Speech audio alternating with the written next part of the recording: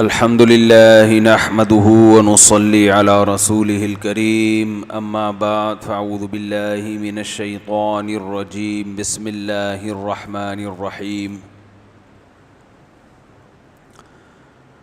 وإذ قال ربك للملائكة إني جاعل في الأرض خليفة قالوا أتجعل فيها من يفسد فيها ويسفك الدماء ونحن نسبح بحمدك ونقدس لك قال إني أعلم ما لا تعلمون وقال النبي صلى الله عليه وسلم الكيس من دان نفسه وعمل لما بعد الموت۔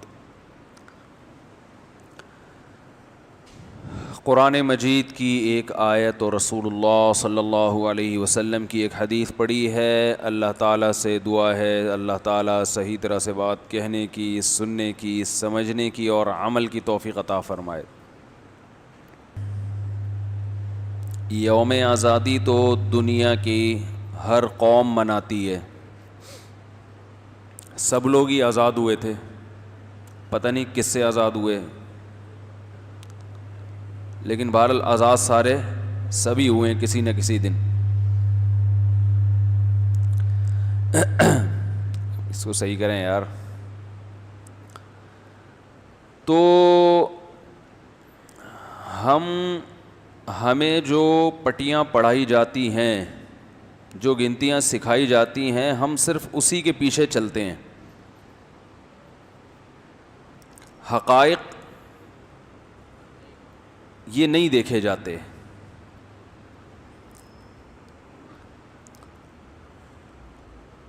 تو ہر ملک آزادی منا رہا ہے۔ آسٹریلیا نے جب آسٹریلیا پہ قبضہ کیا تو ان کا بھی ایک دن ہے جس میں وہ کیا مناتے ہیں؟ آزادی۔ حالانکہ وہ تو غلام تھے ہی نہیں، تو آزاد کہاں سے ہوئے؟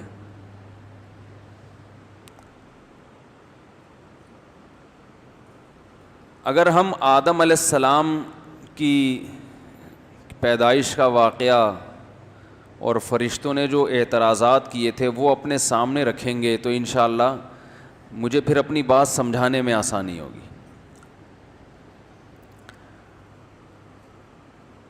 یہ ملکوں کا تصور ہے کیا؟ یہ صحیح ہے، غلط ہے؟ یہ جو لکیریں ہیں، یہ باؤنڈری ہے، یہ ملک، یہ والا، یہ ملک، یہ ہے کیا؟ اس کو سمجھنے کی بہت شدید ضرورت ہے۔ اس سے آپ کو پتہ چلے گا کہ پاکستان کی حیثیت کیا ہے۔ آدم علیہ السلام کو جب اللہ نے بنانے کا ارادہ کیا تو فرشتوں کو بتایا انی جاعل فی الارض خلیفہ، میں زمین میں اپنا نائب بنانا چاہتا ہوں۔ تو نیابت کسے کہتے ہیں؟ کہ جو کام اللہ کا ہے وہ کس کے سپرد کیا جا رہا ہے؟ آدم علیہ السلام کے۔ ہر چیز میں نہیں، زمین پر اللہ کا نظام نافذ کرنے کے لیے، اللہ کا قانون نافذ کرنے کے لیے آدم کو خلافت دی جا رہی ہے۔ سمجھتے ہیں کہ نہیں سمجھتے؟ جاہل پیر مرتے ہیں نا تو خلیفہ چھوڑ کے چلے جاتے ہیں، تو اس خلیفہ کا مطلب یہ ہوتا ہے کہ جس اسپیڈ سے میں بکرے کھاتا تھا، دمبے پھوڑتا تھا، تو میرا جانشین اب یہ کام لوگوں کو الو بنا کر کرے گا۔ یہ خلیفے کے جو جاہل پیر آج کل مارکیٹ میں چل رہے ہیں، ان کا جانشین، ان کا نائب، ان کے خلیفہ کا یہ مطلب ہوتا ہے۔ نہیں تو دیکھ لینا ہمارے ارد گرد آپ کو ایسے بہت سے نظر آ جائیں گے کہ جی پیر صاحب کے گدی نشین ہیں۔ گدی نشین یعنی طبیعت سے پیر صاحب نے الو بنایا ہے، تو اب یہ گدی نشین بکرے پھوڑیں گے بیٹھ کر۔ میں نے آج تک کوئی دبلا پیر نہیں دیکھا۔ روحانی عامل بھی اب تک کی رپورٹ یہ ہے کہ مجھے کوئی دبلا نظر نہیں آیا۔ چلیں خیر، یہ پھر تو اللہ نے آدم علیہ السلام کو جب بنانے کا ارادہ کیا تو فرشتوں کو بتایا کہ میں زمین پر اپنا ایک نائب بنانا چاہتا ہوں۔ کتنا بڑا عہدہ کہ اپنی خلافت اس کو دی جا رہی ہے, نیابت اس کو دی جا رہی ہے. خلافت کا مطلب کیا ہے؟ یہ زمین پر اللہ کا نظام قائم کرے گا. اسلام میں ہر آدمی اپنے اپنے طور پر عبادت کرتا رہے, اپنی نماز, اپنی زکوٰۃ, اپنا روزہ, جسے پشتو میں کہتے ہیں اخپل طریقے سے چلتا رہے. یہ مقصود کائنات نہیں ہے, یہ نہیں بتایا گیا. مقصود کائنات بتایا گیا کہ اس زمین پر نظام کس کا ہوگا؟ اللہ کا. رسول اللہ صلی اللہ علیہ وسلم جب دنیا میں آئے تو اگر آپ صلی اللہ علیہ وسلم اپنی عبادت کرتے تو کوئی آپ کو تنگ کرتا؟ بولو نا. آپ نے غار حرا میں عبادت کی ہے, کسی نے بھی آپ صلی اللہ علیہ وسلم پر انگلی نہیں اٹھائی کہ آپ کیوں عبادت کرتے ہیں. آپ صلی اللہ علیہ وسلم نے پوری زندگی کبھی بتوں کی عبادت نہیں کی. مشرکین مکہ نے آپ پہ اعتراض نہیں کیا کہ ہم بتوں کی عبادت کرتے ہیں تو آپ کیوں نہیں کرتے. نا نا نا نا, یہ اعتراض بولو بھائی نہیں کیا. تو کہیں بھی نہیں ہے. مسائل سارے وہاں شروع ہوئے جہاں آپ صلی اللہ علیہ وسلم نے نظام کو بدلنے کی کوشش کی ہے. اور پھر مدینہ منورہ تشریف لے گئے, وہاں پر اللہ کے دین کو باقاعدہ عملی شکل میں نافذ کیا آپ صلی اللہ علیہ وسلم نے. اور اس کے بعد اسلام پھیلتا چلا گیا, پھیلتا چلا گیا, پھیلتا چلا گیا, اور بالآخر ایک ایسا وقت آیا تھوڑے ہی دنوں میں کہ مسلمانوں کا خلیفہ بادل کو دیکھ کے یہ کہا کرتا تھا کہ تو جہاں بھی برسے, زمین کے جس خطے پہ بھی برسے, مجھے پرواہ نہیں ہے, خراج میرے پاس ہی آئے گا. جہاں بھی تو زمین پہ برسے گا نا, اس سے جو پیداوار اگے گی اس کا فائدہ کون اٹھائے گا؟ ہم ہی اٹھائیں گے. سمجھ میں نہیں آ رہی میرا خیال ہے بات. اسی کو اللہ نے قرآن میں یوں بیان کیا, هو الذی ارسل رسولہ بالہدی ودین الحق. اللہ وہ ذات ہے جس نے اپنے رسول کو ہدایت کے ساتھ بھیجا, دین برحق کے ساتھ بھیجا, لیظہرہ علی الدین کلہ, تاکہ تمام دینوں پہ اس کو غالب کر دے. مسلمان جب تک اس مقصد کو سمجھتے تھے اور ان میں اجتماعیت تھی, اللہ نے زمین کی باغ ڈور ان کے ہاتھ میں دے دی, جسے قرون اولیٰ کے مسلمان کہا جاتا ہے. اور چونکہ اس نظام کو قائم کرنے میں رکاوٹیں کھڑی ہوئیں تو ان رکاوٹوں کے لیے لڑا بھی گیا. رکاوٹ ڈالنے والوں نے بھی لڑائی میں کوئی کسر نہیں چھوڑی, اور ان کے شر کو ختم کرنے کے لیے لڑنے والوں نے بھی لڑائی میں کوئی کسر نہیں چھوڑی. تاریخ اٹھا کے دیکھیں ہماری, آج لوگ ایک ارطغرل کو دیکھ رہے ہیں نا, ایسے ہزاروں ارطغرل گزرے ہیں. یہ وہ دور تھا جب سائنس اور ٹیکنالوجی کس کے ہاتھ میں تھی؟ بولتے کیوں نہیں بھائی؟ مسلمانوں کے ہاتھ. گورے ہم سے صرف تہذیب نہیں سیکھتے تھے, علم بھی ہم سے لیتے تھے. یہ وہ دور تھا جب علم میں یہ فرق نہیں تھا کہ یہ دین کا علم ہے اور یہ دنیا کا علم. علم ہے جس شعبے میں بھی حاصل کرنا چاہو. میں بار بار ایک بات کہتا ہوں کہ امام غزالی جیسا عالم دین جس مدرسے کی چھت کے نیچے بیٹھ کر عالم بنا, اسی چھت میں, اسی کلاس میں البیرونی جیسا سائنسدان بھی پیدا ہوا ہے. نہیں آ رہی سمجھ میں؟ البیرونی بہت بڑا سائنسدان تھا. آج بھی البیرونی ہی کی جو ایکویشنز ہیں ان میں ایک حرف بھی تبدیلی نہیں ہوئی ہے. کرو ٹریگنومیٹری کی ساری البیرونی کی ایجاد کردہ ہیں, سب اسی کو چلا رہے ہیں اب بھی, اور چینج ہو نہیں سکتی وہ. تو ایک ہی چھت کے نیچے مسلمان سائنٹسٹ بھی پیدا ہو رہے ہیں, مسلمان ڈاکٹرز بھی پیدا ہو رہے ہیں, اور مسلمان علماء بھی پیدا ہو رہے ہیں. کیوں؟ مسلمان یہ ذمہ داری سمجھتا تھا کہ زمین کی لگام اپنے ہاتھ میں لینے کے لیے صرف مولوی بننا کافی. مسلمان یہ سمجھتا تھا کہ زمین پر حکومت کے لیے زمین کی قیادت, حکومت کا لفظ لوگوں کو برا لگتا ہے, قیادت کہہ لو نا, دنیا کا قائد بننے کے لیے, دنیا کی لیڈرشپ, بلکہ دنیا کو لیڈ کرنے کے لیے, دنیا کو رہنمائی دینے کے لیے, جب تک دونوں قوتیں, دونوں علم ہمارے پاس نہیں ہوں گے اس وقت تک ہم دنیا کو لیڈ نہیں کر سکتے, دنیا کی رہنمائی نہیں کر سکتے.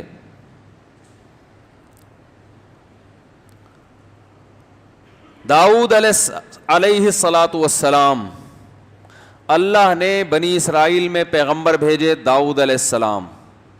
داؤد علیہ الصلاۃ والسلام کو نبوت ملی تہجد کی وجہ سے نہیں, بلکہ میدان جنگ میں جالوت کو قتل کیا انہوں نے. میدان جنگ میں بہادری کے غیر معمولی جوہر دکھائے, آپ کی عبادت بھی بہت. وَقَتَلَ دَاوُودُ جَالُوتَ وَآتَاهُ اللَّهُ الْمُلْكَ وَالْحِكْمَةَ, اللہ فرماتے ہیں داؤد نے جالوت کو قتل کیا اور اللہ نے آپ کو علم اور حکمت عطا فرمائی, کمانڈر بنا دیا بنی اسرائیل کا, اور پھر آپ کی کمانڈ میں لڑائی ہوئی ہے اور اللہ نے زمین کے بہت بڑے خطے پر آپ کی حکومت کو قائم کر دیا. تو داؤد علیہ السلام کے ہاتھ میں اللہ نے لوہے کو نرم کر دیا کہ زرہیں بنائیں.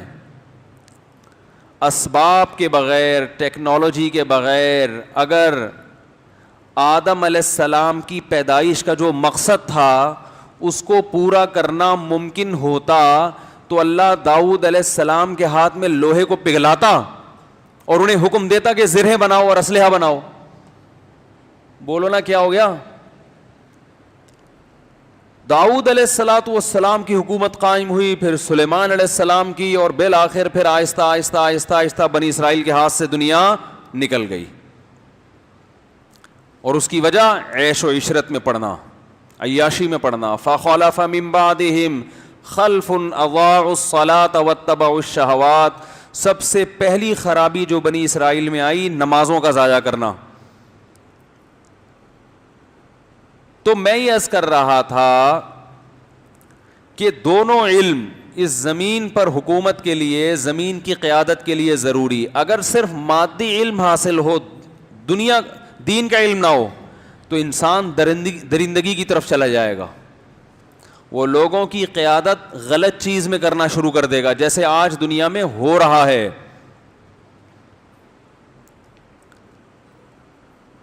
تو اللہ نے آدم علیہ السلام کو بھیجا زمین میں خلیفہ بنا کے.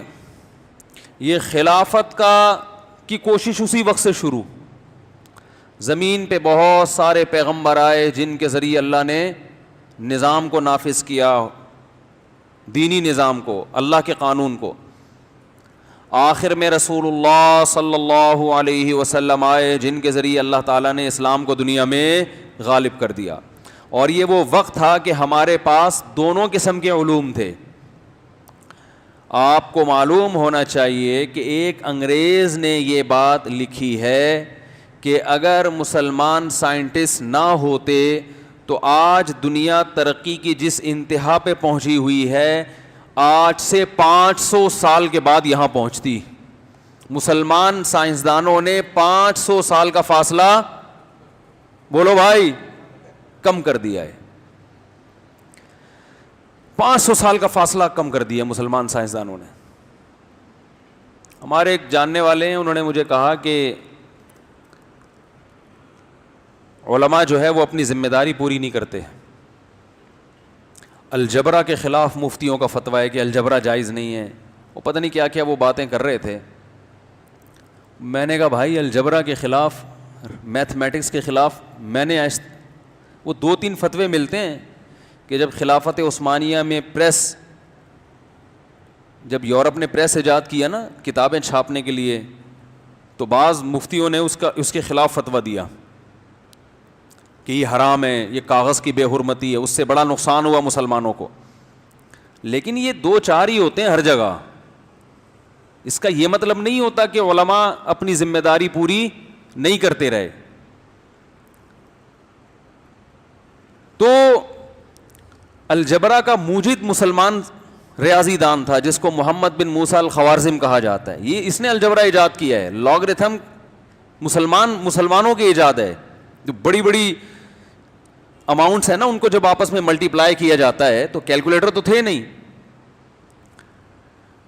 تو جب تک مسلمان اپنی ذمہ داری سمجھتا تھا کہ میرا مقصد صرف ذاتی عبادت نہیں ہے بلکہ زمین پر اللہ کا نظام نافذ کرنا ہے، تو مسلمان نے دونوں علوم میں بھرپور ترقی کی ہے. اور اس وقت ہماری یعنی آج سے آپ 150-200 سال پہلے اگر جاتے ہو تو 2 ہماری بڑی ریاستیں تھیں، ایک مغل بادشاہوں کی حکومت ہندوستان میں اور ایک خلافت عثمانیہ. یہ 2 بڑی زبردست طاقتیں تھیں مسلمانوں کے پاس، اور ہم غیروں کے محتاج نہیں تھے. یہ زیادہ پرانی بات نہیں ہے، 1920 کے قریب خلافت عثمانیہ کا خاتمہ ہوا ہے. تو اللہ تعالیٰ نے انسان کو زمین میں خلافت کے لیے پیدا کیا اور اپنے نظام کو نافذ کرنے کے لیے. اور یہ نظام نافذ کرنا، اس میں لڑائی بھی اس کا ایک حصہ ہے، کیونکہ باطل قوتیں آپ کو نافذ نہیں کرنے دیں گی. وہ نہیں چاہتے. وہ کہتے ہیں آپ نمازیں پڑھیں، روزے رکھیں اپنے طور پر، آپ سسٹم کو چینج کرنے کی کوشش نہ کریں. جبکہ اسلام سسٹم میں تبدیلی مانگتا ہے. تو نتیجہ یہ نکلا، سب سے پہلے ہماری خلافت قائم ہوئی خلفائے راشدین کی. حضرت عمر رضی اللہ تعالیٰ عنہ کے دور میں 22 لاکھ مربع میل حکومت قائم ہوئی ہے، اور ایسی شاندار حکومت آج تک نہ اس سے پہلے کسی کو ملی نہ اس کے بعد ملنے کا کوئی چانس ہے. ایسی زبردست حکومت. پھر مسلمانوں کی آپس میں تلواریں چلنا شروع ہوئیں. رسول اللہ صلی اللہ علیہ وسلم کی صحیح حدیث ہے کہ میری امت میں جب ایک دفعہ تلوار چلے گی تو قیامت تک چلتی رہے گی، اور اتفاق و اتحاد نہیں ہوگا. اب اس اختلاف کو کم کیا جا سکتا ہے، ختم نہیں کیا جا سکتا. اب تاریخ کا ایک پہلو تو یہ تھا کہ آپ مسلمانوں کی آپس کی لڑائیاں دکھاتے رہیں. جیسے بعض لوگ یوٹیوب پہ بیٹھ گئے بس یہ نیگیٹو منفی چہرہ ہی دکھاتے رہتے ہیں. یہ ہوا تھا، پھر فلاں ہوا تھا، پھر بنو امیہ نے یہ کر دیا. مشہور لوگ ہیں، آپ کو پتہ ہی ہے. لیکن ایک مثبت پہلو بھی ہے کہ ان اختلافات کے باوجود اسلام الحمدللہ مضبوط اور طاقتور تھا. مسلمان ترقی کر رہے تھے. اور میں نے بتایا وہ وقت آیا کہ خلیفہ ہارون رشید کہہ رہا ہے کہ بادل کا ٹکڑا جہاں بھی برسے گا مجھے پرواہ نہیں ہے، اس کا خراج کسے ملے گا؟ ہمارے پاس ہی آئے گا. بنو امیہ کی جب خلافت قائم ہوئی ہے تو بنو امیہ کے دور میں ایک بہت بڑا ظلم ہوا، حضرت حسین رضی اللہ تعالیٰ عنہ کی شہادت، جو کہ غلط تھا. لیکن اس شہادت کی وجہ سے مسلمانوں کے دل میں بنو امیہ کے خلاف جذبات پیدا ہونا شروع ہو گئے. اور سارے بنو امیہ اس میں ملوث نہیں تھے. اس میں سب سے بڑا ذمہ دار تو عراق کا گورنر تھا.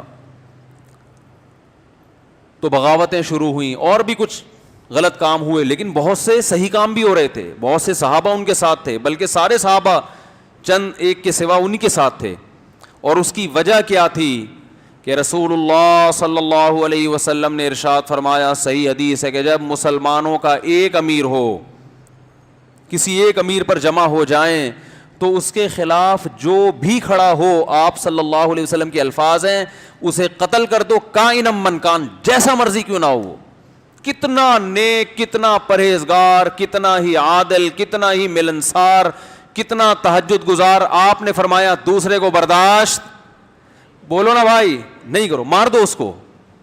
کیوں؟ اس لیے کہ اتحاد کو زیادہ فوکس کیا جا رہا ہے. ایک امیر ہو مگر وہ ظالم ہو، اسے برداشت کر لو، اس لیے کہ اس کا ظلم محدود ہوگا، لیکن اس ایک ہونے کی وجہ سے خیر اور برکتیں ہوں گی، وہ لامحدود ہوں گی. خود یہ تعلیمات رسول اللہ صلی اللہ علیہ وسلم کے سچے پیغمبر ہونے کی دلیل ہے، کیونکہ تاریخ نے بتا دیا کہ جنہوں نے اس حدیث پر عمل کیا انہوں نے اسلام کے لیے خیر خواہی کی، جنہوں نے اس حدیث کی مخالفت کی انہوں نے اسلام کا بیڑا غرق کر دیا. تو بنو امیہ کے دور میں جہاں کچھ غلط کام ہوئے وہاں بہت سارے اچھے کام بھی ہوئے، جہاد ہوتا رہا، اسلامی سرحدیں پھیلتی رہیں، صحابہ، تابعین، تبع تابعین کی ایک بہت بڑی جماعت ان کے ساتھ سرحدوں پہ لڑتی رہی. سندھ فتح ہوا. بڑا اچھا لگتا ہے جب ہم صحیح بخاری میں سندھ کا لفظ پڑھتے ہیں. میں دورہ حدیث کر رہا تھا تو ہم نے حدیث سنی، امی عائشہ رضی اللہ تعالی عنہ کے پاس جاء رجل من السند الی عائشہ رضی اللہ عنہا، حضرت عائشہ کے پاس سندھ سے ایک شخص آیا. اچھا لگتا ہے نا، آپ حدیث پڑھ رہے ہیں اور اگر انڈا موڑ آ جائے پھر تو ہم خوشی سے پاگل ہو جائیں، لیکن اس وقت انڈا موڑ ایجاد نہیں ہوا تھا، ورنہ صحابہ یہاں بھی پہنچتے. کہاں عرب، کہاں سندھ، مگر سندھ فتح ہو چکا تھا. حضرت عثمان رضی اللہ تعالیٰ عنہ کا دور حکومت ہے. آذربائیجان سے حضرت حذیفہ ابن یمان خط لکھ رہے ہیں کہ آپ لوگوں کو ایک قرآن پہ جمع کر دیں. اس کا مطلب حضرت عثمان کے دور میں آذربائیجان، بولو بھائی، فتح ہو چکا تھا. کیا مسلمانوں نے گھوڑے دوڑائے ہیں، کوئی ٹھہر نہیں سکتا تھا ان کے سامنے. اور وہ دیکھتے تھے کہ دشمن جس قسم کی لڑائی جانتا ہے اسی قسم کی لڑائی سیکھو. آج ہم مکھنچو بن کے بیٹھ گئے ہیں. دین کا ایک شعبہ ہے جو جس شعبے میں گھستا ہے وہ سمجھتا ہے کہ اس کے علاوہ دنیا میں سب بیکار ہیں، بس میں ہی ٹھیک ہوں، سارے بیکار ہیں. مکھنچو بن کے بس جس چیز کا علم آپ کے پاس آ گیا نا، آپ سمجھتے ہو کہ میرے علاوہ دنیا میں سارے کیا ہیں، بولو بھائی، بے وقوف ہیں، اور جو میں کہہ رہا ہوں بس وہی ٹھیک ہے، اور وہ محدود. کل ایک صاحب، وہ پھر کرونا کی میں ابھی بحث نہیں کروں گا، ایک صاحب نے کہا کہ یہ WHO کی سازش ہے کرونا ورونا. تو میں نے کہا آپ کو کس نے بتایا؟ اخبار میں پڑھا ہوگا یا واٹس ایپ پہ دیکھا ہوگا. اتنے لوگ مر گئے ابھی بھی یقین بولو بھائی نہیں آ رہا. راحت اندھوری کا انتقال ہو گیا، اتنے بڑے شاعر. آپ کہہ سکتے ہیں ان کا کرونا سے نہیں ہوا، ان کا ہارٹ اٹیک سے ہوا ہے. تو ہارٹ اٹیک کرونا کی وجہ سے ہوا ہے، یہی بات سمجھا رہے ہیں، لوگوں کو سمجھ میں نہیں آ رہی.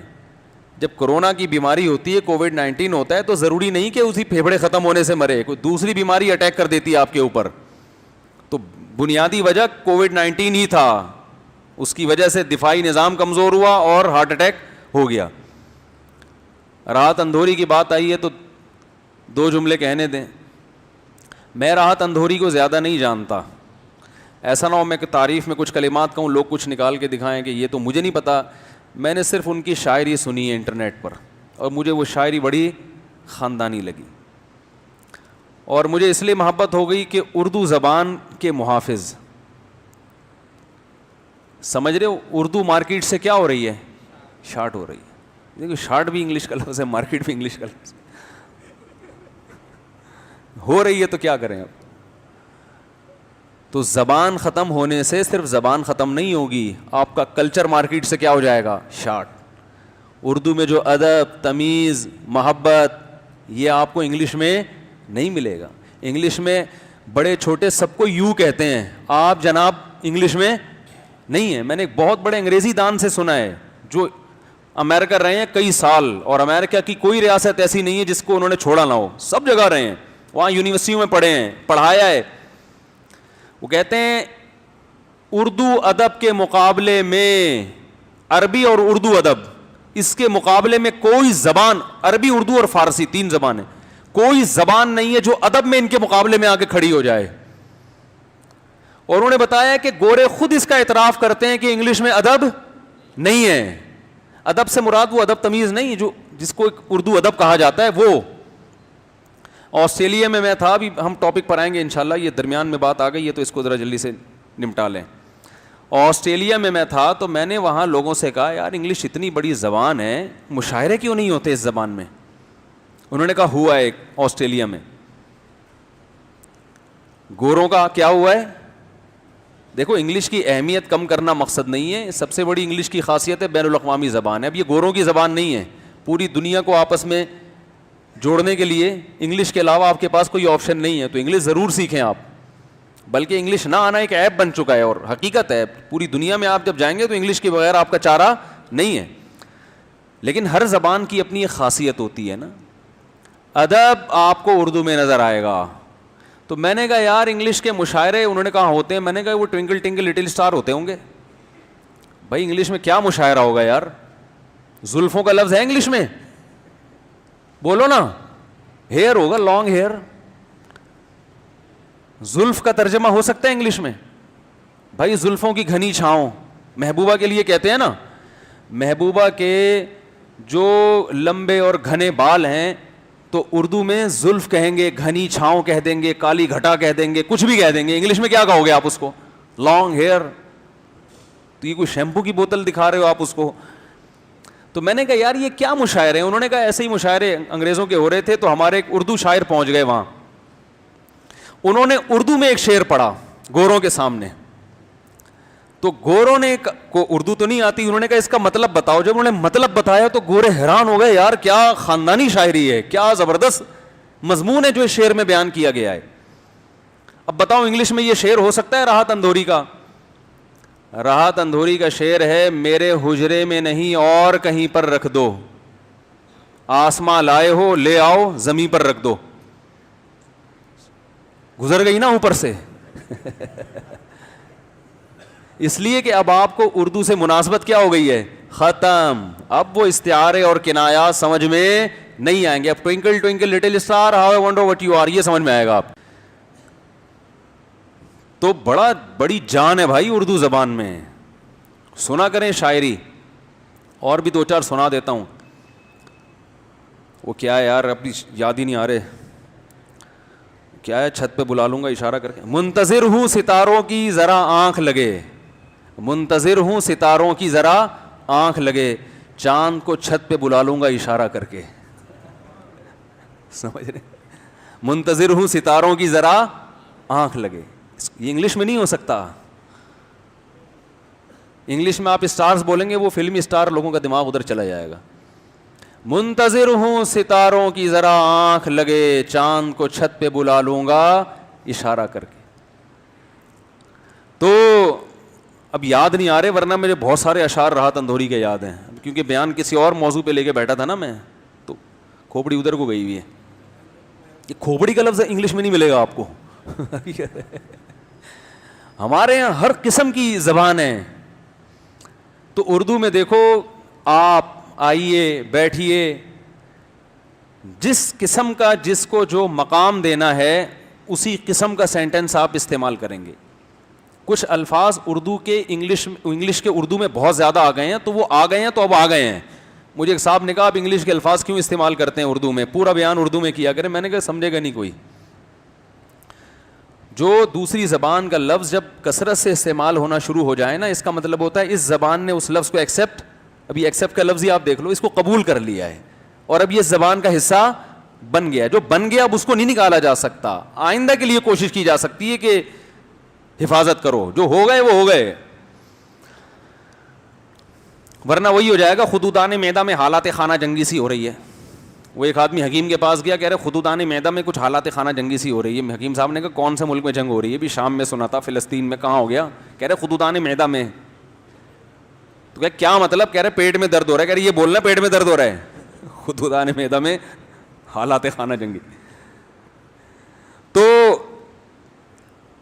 کیا بات کر رہا تھا؟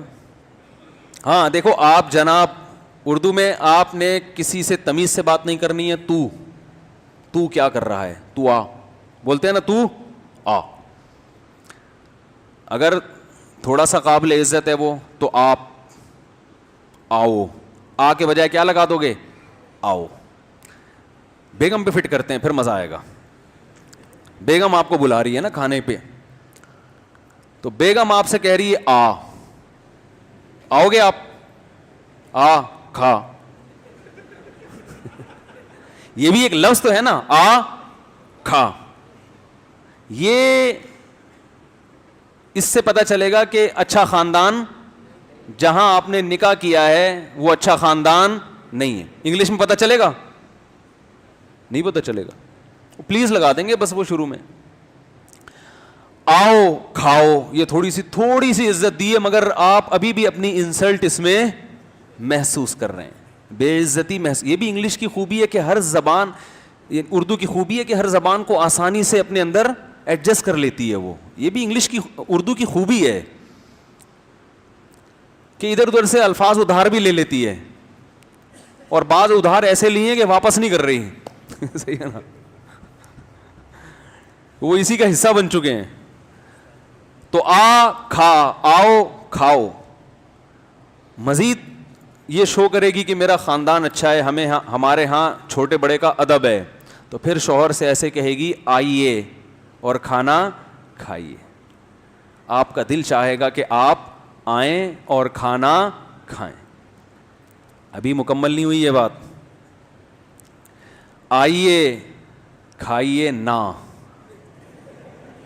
بھی لگا دیا تو اس کا مطلب اب کھانے میں ٹماٹر کا تڑکا لگانے کی ضرورت نہیں ہے. اب بیگم کے کلام میں اس نے ایسا تڑکا لگا دیا ہے کہ اب مزید اس کھانے میں تڑکے کی ضرورت نہیں ہے. اور اس میں بھی تڑکا لگا دو تو، اور یہ تڑکا کا لفظ بھی کہاں سے ملے گا آپ کو کسی زبان میں؟ کیا خیال ہے بھائی؟ تڑکا جو لگایا ہے اس کا کوئی ٹرانسلیشن ہو سکتی ہے اس کی؟ انگریز کو آپ بولو کہ دال میں ٹماٹر ڈال کے فرائی کر کے لے آؤ، وہ تڑکے والا لک نہیں آ رہا بھائی، تڑکے والا لک نہیں آ رہا ہے. تو دفع ہو جائیے، یہ بھی اردو میں کہتے ہیں. تو آپ آئیے، لیجئے، کھائیے، بیٹھیے، یہ ساری تمیز آپ کو کہاں ملے گی؟ اور مزید القابات لگانا چاہو، برخوردار، برادر نسبتی، صحیح ہے نا، خوش دامن. ساس کو کتنا اچھا نام ہے، خوش دامن، لیکن لوگوں نے یہ نام ہی بدل دیا. انہوں نے یہ اچھا نہیں لگ رہا، ساس پہ سوٹ نہیں کر رہا یہ. تو رشتے ہیں، کزن، وہ رشتے ہیں دیکھو اس میں، خالہ، پھپھی، ماموں، چچا. انگلش میں سارے کیا ہیں؟ انکل. پتہ ہی نہیں چلے گا یہ تمہارا رشتہ کیا ہے. ایک فادر رہ گیا بس، فادر انگریزوں میں.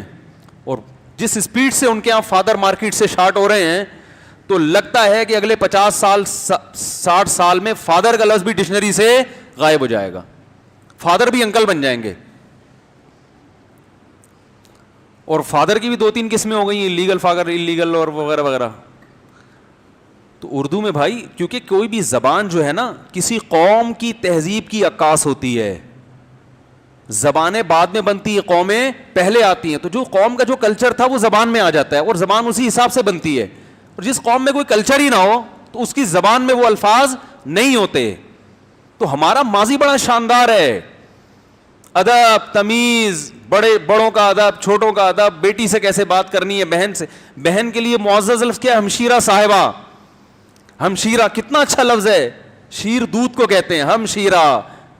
ایک ہی دودھ دونوں نے پیا. یہ رشتہ بھی شو کر رہا ہے نا کہ کتنا گہرا رشتہ ہے. بیوی کے لیے اہلیہ، بہت سارے الفاظ ہیں، زوجہ، اہلیہ، گھر والی. انگلش میں کیا کہتے ہیں؟ وائف. تو ہسبینڈ کو کیا؟ شوہر. سرتاج بھی کہہ دیتی ہیں آج کل، پرانے زمانے میں کہا کرتی تھی. تو اس لیے میں راحت اندھوری کی بات اس لیے کر رہا تھا کہ جو شاعر ہیں نا اردو، وہاں اور بھی بڑے بڑے شاعر ہیں. پاکستان میں اردو قومی زبان تو بنا دی، مگر اس کی حفاظت کے لیے گورنمنٹ نے کچھ بھی نہیں کیا. بیڑا غرق. اتنی بھی توفیق نہیں ملتی کہ باہر جاؤ تو کم از کم اپنی زبان میں بیان کر لو. اتنی بھی توفیق نہیں ہے. ہر ملک کا سربراہ اپنی زبان میں بات کرتا ہے. طیب اردوغان ترکی میں بات کرے گا, چائنا کا صدر چائنیز میں بات کرے گا. لیکن ہمارے یہاں اوپر ایسی غلامی مسلط ہے کہ ہمیں انگلش نہیں بھی آتی تو بھی بولنے کی کوشش ہوگی. او بھائی تم اردو میں بات کر لو, وہ جہاں اتنے لوگوں کی ٹرانسلیشن ہو رہی ہے تمہاری بھی ہو جائے گی. نہ جی نہ, ہم پڑھے لکھے نہیں لگیں گے اس سے. تو پڑھائی لکھائی کا یہ کون سا معیار ہے یار, یہ کون سا معیار ہے؟ اس کا مطلب انگریزوں کے سارے بچے پڑھے لکھے ہوتے ہیں کیونکہ وہ تو انگلش بولتے ہیں, اور ہمارے جو ڈاکٹر ہیں وہ جاہل ہوتے ہیں کیونکہ وہ انگلش نہیں بولتے. میں نے تو بڑے بڑے پڑھے لکھے ڈاکٹروں کو دیکھا ہے, وہ انگلش میں بات نہیں کر سکتے لیکن وہ بہت پڑھے لکھے ہیں. تو خیر, تو رات اندھوری کی موت پر افسوس ہوا, اللہ تعالیٰ ان کی مغفرت فرمائے. اور ہمارے ہاں پاکستان میں اتنے ہیں شاعر ہیں, کچھ ہی ہیں, زیادہ نہیں ہیں. انڈیا میں شاعر بہت ہیں. میں نے یہ شعراء کو سرچ کرنا شروع کیا تھا 8-10 سال پہلے. مجھے اردو زبان کا فیوچر کے حوالے سے میں نے سوچا تھا کہ انڈیا میں کیا کام ہو رہا ہے, تو وہاں تو ایسے خاندانی شاعر, نواز دیوبندی بڑے ہٹو بچوں قسم کے شاعر ہیں. کبھی سنا کریں ان کو بھی, ان کی شاعری بھی یوٹیوب پہ سرچ کریں. دیوبندی سے مراد وہ دیوبندی بریلوی والے نہیں, وہ دیوبند کے رہنے والے ہیں اس لیے دیوبندی, ورنہ وہ بریلوی کہیں گے ہم تو سرچ نہیں کریں گے. بھائی آپ بھی کر لیں, وہ والے دیوبندی نہیں ہیں, ٹھیک ہے نا. وہ دیوبند کے رہنے والوں کی وجہ سے ان کو دیوبند کہا جاتا ہے. نواز دیوبندی ہیں, اور بھی نوجوان شاعر بھی آ رہے ہیں. تو بڑی خاندانی شاعری ہے. شاعری سے کیا ہوتا ہے, آپ کی زبان میں نکھار پیدا ہوتا ہے, آپ کو بولنے کی صلاحیت پیدا ہوتی ہے آپ کے اندر. ابھی دیکھو نا, ڈاکٹر کے پاس جا کے اپنی بیماری نہیں بتا سکتے, بول کچھ رہے ہوتے ہیں, منہ سے نکل کچھ اور رہا ہوتا ہے, الفاظ ہی نہیں ہیں. تو شاعری سننے سے بڑا فائدہ ہوتا ہے. ہاں اس میں عشقیہ معشوقیہ شاعری بھی ہوتی ہیں, تو اس کو آپ اپنے مطلب پہ لے جاؤ. ابھی میرے وہ چاند کو چھت پہ بلا لوں گا اشارہ کر کے, ضروری تھوڑی آپ کی گرل فرینڈ ہی مراد ہو, اس سے کچھ بھی ہو سکتا ہے. یہ تو شاعر کے کلام میں ایک لچک ہوتی ہے, کچھ بھی اس میں فٹ کر دو, ٹھیک ہے. تو کبھی موقع ملا میں راحت اندھوری کی شاعری انشاءاللہ سناؤں گا, اچھے وہ اشعار جن کا بیان سے تعلق ہوگا, ورنہ یہ مشاعرہ بن جائے گا نا. تو خیر بات یہ چل رہی تھی میرے بھائی, جلدی میں بات کو سمیٹ کے ختم کرتا ہوں. بنو امیہ کی بغاوت کے خلاف بغاوت ہوئی. بغاوت کرنے والے حضرت عباس کی آل اولاد میں تھے. انہوں نے کہا کہ خلافت بنو امیہ کا حق نہیں ہے بلکہ بنو عباس کا حق ہے, یہ ظالم لوگ ہیں, انہوں نے یہ کیا, انہوں نے یہ کیا. اور بڑے اچھے لوگوں نے بغاوت کی, اور بالآخر اکثر بغاوتیں تو ناکام ہوئیں. جب بغاوت کامیاب ہوئی ہے تو وہ پہلا اسلامی تاریخ میں ایک ایسی دراڑ آئی ہے کہ خلافت 2 حصوں میں ڈیوائیڈ ہو گئی. اس سے ہمیں کیا سبق ملا کہ بغاوت کے نتائج اچھے برآمد نہیں ہوتے. اور آپ صلی اللہ علیہ وسلم کی صحیح بخاری کی حدیث, اسمعوا واطیعوا ولو سلط علیکم رجل حبشی کأن راسہ ذبیبا, سنو اور اطاعت کرو اگرچہ تم پر مسلط ہو جائے ایسا حکمران جس کا سر کشمش کی طرح پچکا ہوا ہو اور حبشی غلام ہو. یعنی پرسنالٹی کے لحاظ سے بھی ٹھیک نہ ہو, غلام کو حکومت کا حق نہیں ہے لیکن مسلط ہو گیا, اور جس راستے سے آیا ہے حاکم بننے کے لیے وہ راستہ بھی ٹھیک نہیں ہے, زبردستی ظلم کر کے مسلط ہوا. لیکن جب ہو گیا اور طاقت اس کے ہاتھ میں آ گئی تو آپ صلی اللہ علیہ وسلم نے اس کے خلاف تلوار اٹھانے سے منع کیا. کوئی بات نہیں, غلط آدمی کے ہاتھ پہ متحد ہو جائیں, لیکن اتحاد کو فوکس کیا جا رہا ہے, کیونکہ اگر اتحاد نہیں ہوگا تو صحیح آدمی بھی ہوگا تو کسی کام کے نہیں ہوگے تم, جیسے کہ اب ہو گیا ہے. اب ہماری کوئی حیثیت ہے؟ بولو بھائی, ہر تھوڑے دنوں بعد بھیک مانگنے پہنچ جاتے ہیں کشکول لے کے. تو اتحاد کو فوکس کیا, اتحاد کو. تو پہلا سقوط اسلامی تاریخ میں کب آیا؟ جب بنو امیہ کی خلافت کا خاتمہ ہوا. جو مسلمانوں کی ترقی عروج پہ ہو رہی تھی اس کو ایک بہت بڑا دھچکا لگا اور خلافت 2 حصوں میں ڈیوائیڈ ہو گئی, ایک اندلس میں الگ اور بغداد میں الگ. لیکن غنیمت تھی بنو عباس کی خلافت بہت بڑے حصے پر. پھر مسلمانوں نے ترقی کی, ہماری رسد گاہیں بنی, بہت کچھ ہوا. اور پھر ہوتے ہوتے ہوتے ہوتے بالآخر تاتاریوں کا حملہ ہوا بغداد پر. اور یہ حملہ بھی کس نے کروایا؟ بولو بھائی, ان لوگوں نے جو ہمارے اپنے کہلاتے تھے. وہ تھے نہیں تھے الگ کہانی ہے. مسلمانوں میں آپس میں جنگ ہوئی ہے, لڑائی ہوئی ہے. اس لڑائی کا ایک فریق نے فائدہ اٹھا کے تاتاریوں کو بارڈر پہ راستہ دے دیا, بولو بھائی, اندر گھسنے کے لیے. ورنہ تاتاری چنگیز خان میں یہ دم نہیں تھا کہ بغداد پہ وہ حملہ کرتا.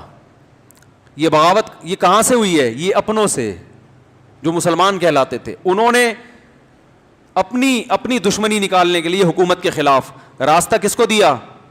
چنگیز خان. چنگیز خان بغداد میں گھسا ہے اور بغداد کی اینٹ سے اینٹ بجا دی. ہمارا بہت بڑا علمی سرمایہ, لاکھوں کتابیں جو دینی بھی تھیں اور سائنس اور ٹیکنالوجی پر مشتمل بھی کتابیں تھیں, وہ ساری کی ساری اس نے دریا میں بہا دیں, جلا دیں. یہاں بھی گڑبڑ کس نے کی تھی؟ بولو بھائی, اپنوں نے کہ حکومت پہ ان کو اعتراضات. یہ جو کہتے ہیں نا بغداد کی خلافت کا اس لیے خاتمہ ہوا کہ مفتیان کرام ایک فضول بحثوں میں لگے, صرف ٹوپی ڈرامہ ہے. حقیقت یہ نہیں ہے. یہ تو جس نے ٹھڑک نکالنی ہوتی ہے نا جس کے خلاف, وہ ساری بلی اسی بھی رکھ دیتا ہے. تو چونکہ بعض لوگوں کو علماء سے ویسے ہی کوئی جیلسی ہے تو ہر مسئلہ کس پہ ڈال دیتے ہیں؟ علماء پہ ڈال دیتے ہیں. ورنہ بغداد کی خلافت کا جو خاتمہ ہوا اس کی بنیادی وجہ یہ تھی کہ کچھ اپنے لوگوں نے, جو اپنے کہلاتے تھے مگر اپنے تھے نہیں, انہوں نے حکومت سے انتقام لینے کے لیے بارڈر پر راستہ دے دیا. کس کو؟ تاتاریوں کی فوجیوں کو گھسنے کے لیے. لیکن اللہ کا عجیب کرم ہوا کہ وہ تاتاری مسلمان ہو گئے بعد میں. انہوں نے کیا کیا؟ اور مسلمان بھی کیسے ہوئے ہیں, وہ بہت سوں کو اغوا کر کے لے گئے, کھوپڑیوں کے مینار بنا دیے. کہا جاتا ہے انہی میں ایک بچی تھی جس کو اغوا کیا گیا, اس نے اپنا ایک ویژن بنایا کہ میں اس قوم میں کام کروں گی. وہ بڑی ہوئی اور اس نے وہاں بچوں کو اسلام سکھانا شروع کر دیا. بہت بڑے انقلاب کا ذریعہ بنی وہ. بہرحال یہ بغداد کی خلافت کا خاتمہ ہوا. اس کے پیچھے بھی کون؟ غیر نہیں تھے. کون تھے؟ بولو نا بھائی, اپنے تھے. ورنہ میدان جنگ میں ہم سے لڑنا کسی کے بس کی بات نہیں تھی, وہ چاہے چنگیز خان ہوتا یا کوئی اور ہوتا. پھر کیا ہوا ہے؟ اس کے بعد پھر خلافت عثمانیہ قائم ہوئی, جو آپ بہت سے لوگ ارطغرل ڈرامے میں دیکھ رہے ہیں. اور قسطنطینیہ فتح ہوا جس کی رسول اللہ صلی اللہ علیہ وسلم نے خوشخبریاں دی تھیں. اب مسلمان تیسری دفعہ کھڑے ہو رہے تھے. سمجھ رہے ہیں؟ نہیں آ رہی بات. پہلی دفعہ نبی صلی اللہ علیہ وسلم, خلفائے راشدین اور بنو امیہ کی خلافت قائم ہوئی. یہ خلافت تباہ ہوئی, پہلا سقوط. پھر دوبارہ اللہ نے مسلمانوں کو جمع کیا, اس طرح سے تو نہیں لیکن کسی حد تک جمع ہو گئے. بغداد کی خلافت قائم ہوئی, اندلس میں ہماری خلافت قائم ہوئی. اس کے بعد اپنے اندر ہی سے دوبارہ مسائل کھڑے ہوئے اور بغداد کی خلافت کا خاتمہ, یہ دوسرا سقوط ہوا. اس کے بعد اللہ نے عثمانیوں کے ہاتھوں میں ترکوں کے ذریعے سے خلافت عثمانیہ کو قائم کیا. یہ جو تیسری خلافت قائم ہوئی ہے یہ بھی بہت بڑے حصے پر میں علامہ شامی رحمہ اللہ تعالیٰ کی عبارت پڑھ رہا تھا, جو خلافت عثمانیہ کے دور کے ایک بہت بڑے فقیہ تھے. وہ خلیفہ کے بارے میں لکھ رہے تھے کہ مسلمان خلیفہ نے ابھی تک کسی غیر مسلم ریاست پہ حملہ نہیں کیا, حالانکہ وہاں سے حملے ہو رہے تھے. تو مسلمان خلیفہ پر لازم ہے کہ سال میں ایک مرتبہ کم از کم کسی انہی دشمنوں میں سے کسی پر اٹیک کرے. آج یہ لکھنا ممکن ہے؟ یعنی ایک سال ہو گیا مسلمان خلیفہ, اس نے اٹیک کیوں نہیں کیا؟ تو اتنی بڑی پاور کہ مسلمان اس قابل تھے کہ کسی دوسرے ملک پر اٹیک کر سکتے. یہ وہ دور تھا کہ جب اسرائیل نے فلسطین کے بارے میں کہا تھا خلیفہ سے کہ میں فلسطین کا کچھ حصہ لینا چاہتا ہوں, تو مسلمان خلیفہ نے کہا کہ شوپر میں اگر فلسطین کی مٹی بھی ڈال کے لے جانا چاہو گے تو اس کی اجازت نہیں دوں گا. نہیں آ رہی سمجھ میں؟ مٹی اٹھا کے لے جانے کی اجازت نہیں ہے. اور یہ دم تھا ہمارے اندر یہ بات کرنے کا. لیکن ہوا کیا ہے؟ وہی ٹوپی ڈرامے جو آج چل رہے ہیں کہ جی یہ تو ایسے ہیں, یہ تو ویسے ہیں, یہ تو بدعتی ہیں. نتیجہ کیا نکلا ہے؟ ان کو بدعتی مزار، آج بھی ترکی میں بڑی بڑی اونچی اونچی قبریں، یہ ایک عیب ہے، یہ ایک عیب تھا ان میں کہ قبریں اونچی بناتے تھے، جو غلط ہے، اسلام میں جائز نہیں ہے. لیکن وہی بات رسول اللہ صلی اللہ علیہ وسلم کی کہ مسلمانوں کا جب کوئی خلیفہ ہو تو کیسا ہی کیوں نہ ہو اس کے خلاف تلوار اٹھانے کی تمہیں اجازت، بولو بھائی، نہیں ہے اجازت. آپ اچھائی کے لیبل کے ساتھ اس کے خلاف بغاوت کرو گے اور اس سے بھی جاؤ گے. ایک برائی تھی کہ قبریں اونچی تھیں، لیکن شرک نہیں تھا ان میں، شرک نہیں تھا، آج بھی نہیں ہے ترکی میں شرک. یہ غلط کام تھا، اس پہ آرام سے محنت ہوتی، محبت سے سمجھاتے ان کو بھئی یہ غلط ہے، اسلام میں جائز نہیں ہے، مان جاتے ٹھیک ہے، نہیں تو اپنے حال پہ چھوڑ دیتے، یہ سوچ کے کہ مسلمانوں کی ایک پاور تو ہے نا، طاقت تو ہے، غیروں کی آنکھوں میں آنکھیں ڈال کے بات تو کر سکتے ہیں. لیکن اس وقت مکہ کے جو گورنر تھا، جس کو شریف مکہ کہا جاتا تھا، وہ عربی تھا، اس کو انگریزوں نے جا کے اکسایا، نہیں آ رہی بات، اسے کیا کیا؟ اکسایا کہ یہ مشرک ہیں، یہ بدعتی ہیں. جیسے آج بہت سے لوگ، جتنے علماء بڑے بڑے گزرے ہیں نا، سب کی کتابوں میں کیڑے نکال نکال کے سب کو غلط قرار دے رہے ہیں. یہ نہیں دیکھ رہے کہ سارے غلط ہو گئے تو امت جائے گی کہاں پھر؟ بھائی ہر اچھے میں کچھ نہ کچھ خامیاں ہوتی ہیں، تو ان خامیوں کی اصلاح کی کوشش کی جاتی ہے، شخصیتوں کو تھوڑی غلط کہا جاتا ہے. تو شریف مکہ کو گوروں نے اکسایا کہ تم عربی ہو اور یہ اجمی ہیں، یہ ترک ہیں، اسلام تو اصل میں تمہارا تھا. یہ کب سے اسلام کے ٹھیکیدار بن گئے؟ لیبل بڑے اچھے ہیں کہ نہیں ہیں؟ بھائی اسلام تو مکہ میں آیا تھا، یہ ترک کون؟ حالانکہ ترک کی ساری جنگیں اسلام کے لیے تھیں. اسلام ابھی بھی آپ دیکھو ارطغرل ڈرامے میں، میں نے نہیں اب تک دیکھا وہ ڈرامہ، لوگ بتاتے ہیں کہ اسلام دکھایا جا رہا ہے، ترکی نہیں دکھایا جا رہا. یہ دکھایا جا رہا ہے جنگیں اسلام کے لیے لڑ رہے ہیں، قوم نہیں دکھائی جا رہی. اور آج عرب کی جتنی جنگیں ہیں سب میں عربیت دکھائی جا رہی ہے، اسلام نہیں دکھایا جا رہا. عرب اسرائیل جنگ کیا ہوتی ہے میرے بھائی؟ اسلام اور اسرائیل جنگ ہوتی ہے نا.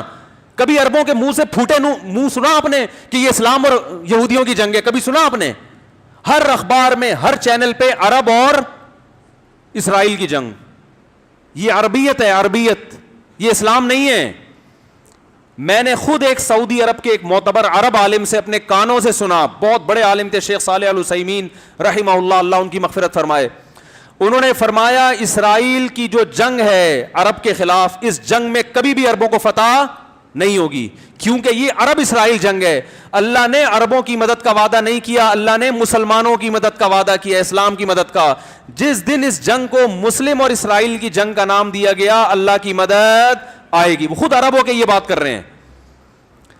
بہت مشکل ہے بھائی، بات سمجھانا بہت مشکل. لسانیت، عصبیت، وہ جو بدبودار نعرے جو رسول اللہ صلی اللہ علیہ وسلم اپنے پاؤں کے تلووں کے نیچے کچل کے گئے تھے، اسی کو دوبارہ فروغ دیا انگریز نے. کہاں پر؟ سعودی عرب میں. تو شریف مکہ جو خلافت عثمانیہ میں گورنر تھا مکہ کا، عربی تھا، اسے جا کے برطانیہ نے اکسایا کہ تم کیا ہو؟ عرب. اور خلافت کس کی ہے؟ اجمیوں کی. او بھائی جس کی بھی ہے، تمہاری حفاظت تو کر رہے ہیں نا، تمہیں غیروں سے بچا کے تو رکھا ہوا ہے، حرمین کی حفاظت تو ہو رہی ہے. اس کو اٹھا لیا. اور آپ کو پتہ ہے ان کا کام ہے، کام لینے کے بعد کیا کر دیتے ہیں؟ سائڈ پہ لگا دیتے. اس شریف مکہ کو بار بار جا کے ورغلایا کہ تم عرب ہو، تم عرب ہو، اور اس کے ساتھ کچھ عرب بھی مل گئے. بہت سے عربوں نے مخالفت کی، انہوں نے کہا نہیں، ہم اس بغاوت کو نہیں مانتے. نبی صلی اللہ علیہ وسلم نے بغاوت سے منع کیا ہے، لیکن ساتھ برطانیہ تھا، وہ فورس کر رہا تھا.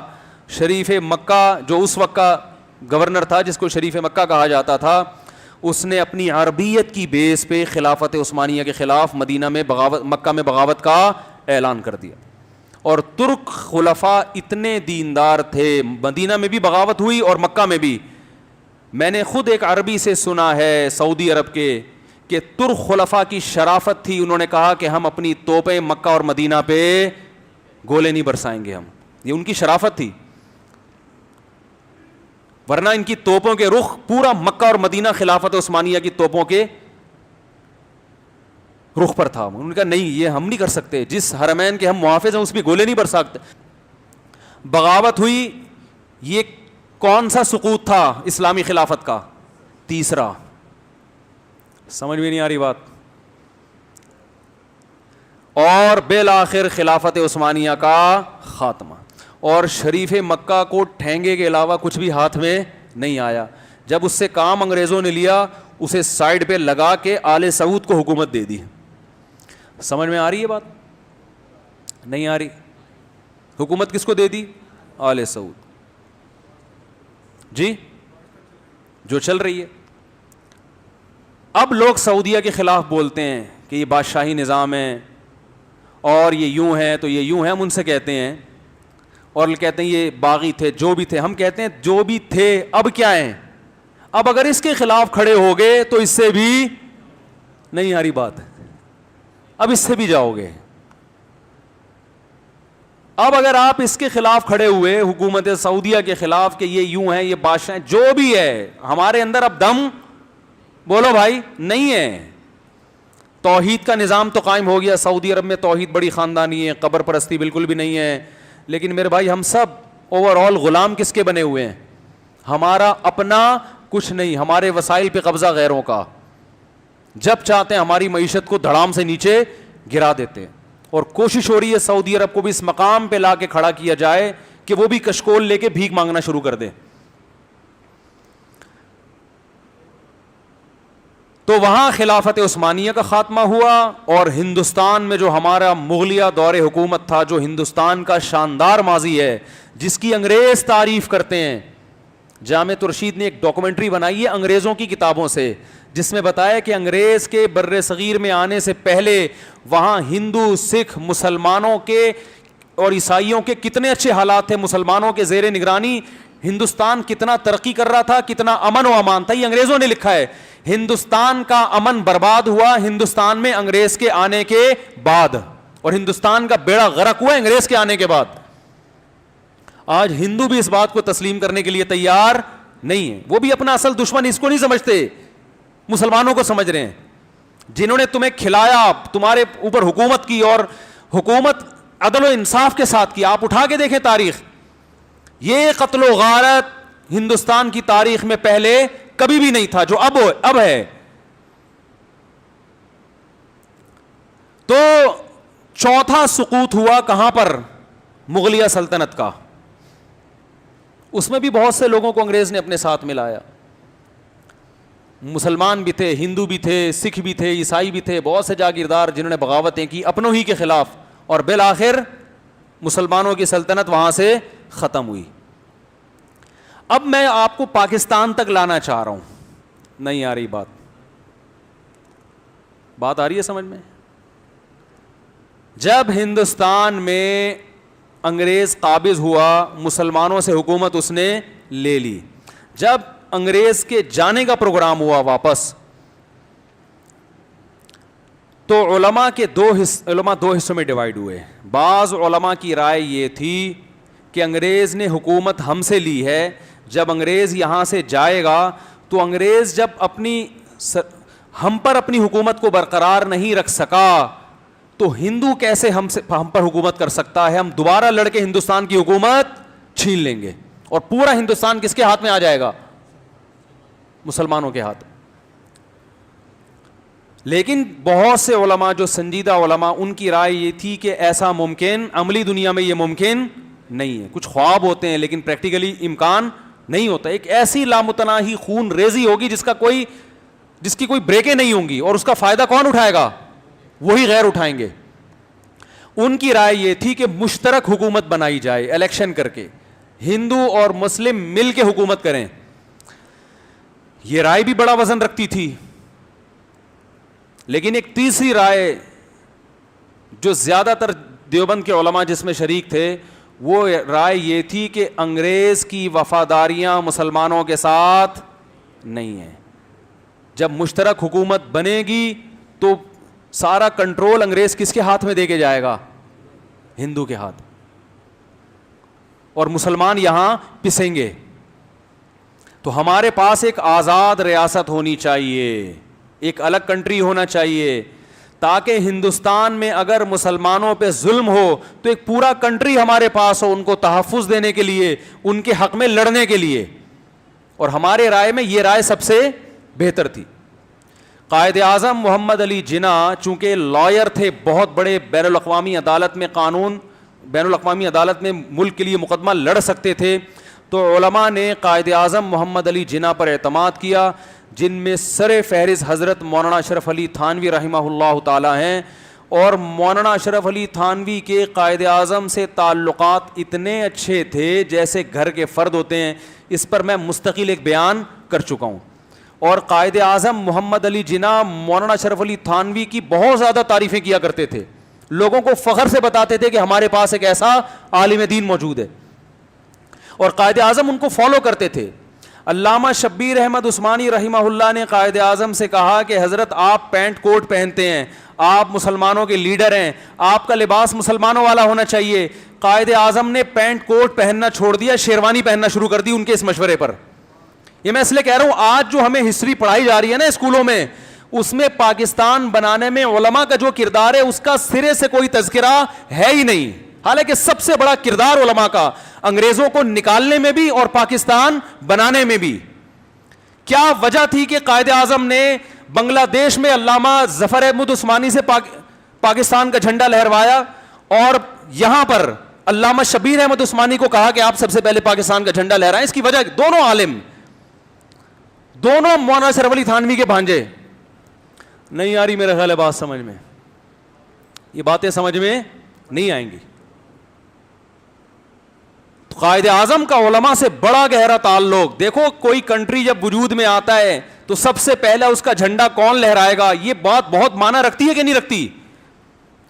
تو مولانا اشرف علی تھانوی کے بھانجے کو کہہ رہے ہیں مولانا شبیر احمد عثمانی کو کہ جھنڈا کون لہرائے گا سب سے پہلے؟ آپ لہرائیں گے. دنیا سے جانے سے پہلے وصیت کر رہے ہیں کہ میرا جنازہ کون پڑھائے گا؟ احمد عثمانی. تاکہ میرے اوپر جو جتنے تانے ہیں، بعض لوگ کہتے تھے یہ پارسی ہیں، بعض کہتے تھے یہ رافضی ہیں، سارے تانوں کی نفی ہو جائے کہ میں مسلمان ہوں اور سنی مسلمان ہوں. دیکھو جنازہ کوئی بھی یہ برداشت نہیں کرتا کہ میرے مسلک کے علاوہ کوئی اور پڑھائے. تو قائد اعظم پر علماء نے اعتماد کیا، کیونکہ اب جنگ کے ذریعے نہیں ملک لیا جا سکتا تھا، بین الاقوامی عدالت کا دروازہ کھٹکھٹایا جائے گا. اور اس کی بیس بڑی مضبوط تھی. جو بین الاقوامی عدالت میں قائد اعظم کیس لے کر گئے، وہ کیس یہ تھا کہ ہندو مسلم الگ الگ قومیں ہیں، ہمیں اسلام کو نافذ کرنے کے لیے ہمیں ایک ایسا خطہ چاہیے جہاں ہم قرآن و سنت کے مطابق زندگی گزارتے. کہ قرآن و سنت کے مطابق زندگی ہندوستان میں بھی لوگ گزارتے ہیں، وہاں مسجدیں الحمدللہ آباد ہیں، خالی نہیں ہیں مسجدیں، سب کچھ جو کام یہاں ہوتے ہیں وہاں بھی ہوتے ہیں، لیکن آئین میں اسلام نہیں ہے، لا اسلام نہیں ہے. ہمیں ایسا کنٹری چاہیے جس کا لا کیا ہونا چاہیے؟ قرآن و سنت. اور کمال ہے کہ جب قراردادیں، جب جو آئین لکھا گیا تو آئین کی سب سے پہلی شق یہ لکھی گئی ہے کہ حاکم اعلیٰ کون ہے؟ اللہ ہے. یہ بڑا خاندانی کام ہو گیا. اور ہمارا جتنا ٹیلی ویژن پہ جو لبرل طبقہ ہے اس کو سب سے زیادہ چڑ کس سے ہے کہ یہ پیدا ہوتے ہی بچے کے کان میں اذان کیوں دے دی؟ نہیں آ رہی بات. مسلمان بچہ پیدا ہوتے ہی کان میں اذان دی جاتی ہے نا. پاکستان وجود میں آیا اور سب سے پہلا لفظ آئین میں کیا لکھا جا رہا ہے کہ حاکم اعلیٰ کون ہے؟ اللہ. اور دوسرا یہ لکھا جا رہا ہے قرآن و سنت کے منافی کوئی قانون نہیں بنے گا. تو بھائی پاکستان اسی وقت مشرف با اسلام ہو گیا تھا. لیکن حشر دیکھو کیا کیا ہوا ہے، حشر کیا کیا ہوا ہے. تو اب ہم لوگوں سے ایک بات کہتے ہیں کہ بھائی اب اگر آپ اس ملک کے خلاف نیگیٹیوٹی پھیلاؤ گے، اس ملک کو سیدھا کرنے کی کوشش تو کرو. وہ کیسے کرو یہ میں بتاؤں گا اگلے ٹاپک میں انشاءاللہ، کہ آئین کے مطابق یہ کنٹری چلے جیسے کہ آئین میں لکھا گیا ہے. لیکن اس ملک کو کمزور کرنے کی کوشش اگر بند کر دیں تھوڑی دیر کے لیے یار، اگر اس ملک کو کسی بھی عنوان سے اس کی دراڑیں کمزور کرنے کی کوشش کی گئی تو میرے بھائی یہ 5واں سقوط ہوگا. اس کے بعد حالات اس سے بدتر ہوں گے، بہتر نہیں ہوں گے، چاہے وہ خلافت کے نام پہ ہو، چاہے وہ اسلامی حکومت کے نام پہ ہو، کسی بھی نام پہ. کیونکہ اب تک جتنی بغاوتیں ہوئی ہیں ان کے لیبل بہت اچھے تھے مگر نتائج بہت ہی بھیانک تھے. بہت سے لوگ کہتے ہیں خلافت نہیں ہے، خلافت بھائی جو ہے یہی ہے آپ کے پاس. تو ہمارے ہاں بہت سی چیزیں نیگیٹو ہیں لیکن بہت سی الحمدللہ پازیٹیو بھی ہیں. ہمارا میڈیا ایک پہلو کو دکھاتا ہے. دیکھو میڈیا جو پاکستان کی تعریفیں کر رہے ہیں نا, یہ دل سے تعریفیں نہیں کرتے, انہیں کوئی موقع ملک کو ذلیل کرنے کا ملتا ہے فوراً رسوا کرتے ہیں. میں وہ بیٹھا ہوا تھا, ایک حقوق نسوانیت کی علمبردار ہیں خاتون, محترمہ بار بار یہ کہہ رہی ہیں کہ ہمارے وہ ویمن رائٹس ہیں نا, تو ہمارے ہاں بچیوں کے ساتھ نازیبا سلوک ہوتا ہے, ہمارے ہاں باپ بیٹی اور بیٹے میں فرق کرتا ہے, بیٹوں کو نوازا جاتا ہے, بچیوں کو یوں کیا جاتا ہے ایسے. میں نے ان سے کہا محترمہ ہمارے ہاں ایسا نہیں ہوتا جیسا آپ کہہ رہی ہو. ہمارے ہاں مشہور ہے کہ باپ کو بیٹیوں سے محبت, بیٹوں کی نسبت زیادہ ہوتی ہے. کچھ ہوں گے ایسے, تو یہ ہر وقت جو جوتا دکھاتے رہتے ہیں نا, آپ ایسے ہو, آپ ایسے ہو, آپ ایسے ہو, آپ ایسے ہو, یہ آپ سے محبت کرنے والے اور آپ کے خیر خواہ نہیں ہے. بہت کچھ ہمارے یہاں خاندانی بھی ہے. ہمارے تو بڑا میں آسٹریلیا میں تھا, میں نے وہاں بیان کیا, بڑا اچھا کنٹری, بڑا صاف ستھرا, عدل و انصاف, امن شانتی, بہت مزہ آیا. تو ایک دم جب انسان باہر جاتا ہے کہتا ہے یار یہ دیکھو یہ غیر مسلم ملک ہے, ان کے مسلمان, ان کے حاکم بھی غیر مسلم, عوام بھی غیر مسلم, کتنا سکون, اور ہمارا مسلمان کنٹری ہے بھائی, اور ہمارے یہاں کیا ہو رہا ہے. تو یہ ایک دم انسان کے دل میں اسلام سے نفرت پیدا ہوتی ہے نا. تو میں نے ان سے ایک بات کہی, میں نے کہا دیکھو یہ جو آپ اتنے اچھے ہو نا, ایک ہفتے کے لیے ہمارے حکمران آپ لے لو اور اپنے والے ایک ہفتے کے لیے ٹرائی کے طور پر ایک ہفتے کے لیے اپنے والے ہمیں دے دو, ہم ان سے ڈبل اچھے نہ ہوئے تو ہمارا نام بدل دینا, اور آپ جو ہم اب ہے نا آپ ہم سے 10 گنا مزید بدتر نہ ہوئے تو پھر بھی ہمارا نام بدل دینا. انگریز یہاں سے چلا گیا مگر وہ کوشش میں لگا ہوا ہے کہ اس ملک کا بیڑا غرق. آپ کو پتا ہے بلوچستان سے سونا کتنا ہے, بلوچستان میں اتنا سونا ہے, ماہرین معیشت سے ہم نے سنا ہے اتنا گولڈ بلوچستان میں. کون کھا رہا ہے وہ گولڈ, کوئی تفتیش کرنے والا ہے؟ بہت سے راز ہیں جو فاش نہیں کر سکتے ہم, بیٹھ کے پھر بولیں بیان داغ دوں گا میں, لیکن پھر آپ ہی افورڈ نہیں کر پاؤ گے اور میں بھی کہاں ہو جاؤں گا اندر. کھا رہے ہیں ہمارے حکمران, کھا رہے ہیں گولڈ, یہ کھا رہے ہیں قوم کا پیسہ. دنیا کی دیکھو چاروں موسم کسی کنٹری میں آنا یہ خود بہت بڑی بات ہوتی ہے. ہر موسم میں پھل ہے بھائی, ہر موسم میں. آم ختم ہوا مارکیٹ میں, آم کے رخصتی سے پہلے انگور آیا ہوا ہے, دبا کے آیا ہوا ہے کہ نہیں؟ اتنے پھل ایکسپورٹ بھی ہو رہے ہیں. ابے بھائی اتنا آم باہر جا رہا ہے, اتنی چینی جا رہی ہے, اتنا آٹا جا رہا ہے, قوم بھی پھوڑ رہی ہے صبح شام, اور جناب بھیج بھی رہے ہیں, اتنا پٹرول پیدا ہو رہا ہے, اتنی گیس پیدا ہو رہی ہے, اور اتنے کوئلے کے ذخائر. تو ایسے ایک ماہر معیشت سے میں نے سنا, وہ کہہ رہے ہیں 200 سال پاکستان اپنی قوم کو فری بجلی دے سکتا ہے, کوئلے کے اتنے ذخائر ہیں. یہ تو ہمارا کنٹری ہے, گاڈ گفٹڈ, یہاں نعمتیں اللہ کی طرف سے اور لوگوں میں صلاحیتیں کہ ان کے بعد بھی ہم بچے ہوئے ہیں. تو یہ تو پاکستان اسلامی کنٹری ہے, اللہ نے اسلام کی بقا کا وعدہ کیا ہے اس لیے بچے ہوئے ہیں. تو یہ تو کچھ نیگیٹو چیزیں, کچھ پازیٹیو, جو نماز کے بعد انشاءاللہ کچھ دیر مسائل کا سیشن ہوگا, کچھ پازیٹیو چیزیں اور میں انشاءاللہ بتاؤں گا جو بڑی خاندانی ہے, اور وہ اس سے آپ کو پتا چلے گا کہ جیسے تیسے لنگڑے لولے جیسے مرضی ہیں مگر ہیں ہم پھر بھی الحمدللہ خاندانی. یہ لفظ بھی انگلش میں نہیں ملے گا آپ کو, خاندانی, فیملی تھوڑی بولیں گے انگلش میں یار. تو انشاءاللہ نماز کے بعد تھوڑا سا میں کلاس لوں گا آپ لوگوں کی, ٹھیک ہے؟ جو بیٹھنا چاہیں بیٹھ سکتے ہیں, جانا چاہیں جا سکتے ہیں.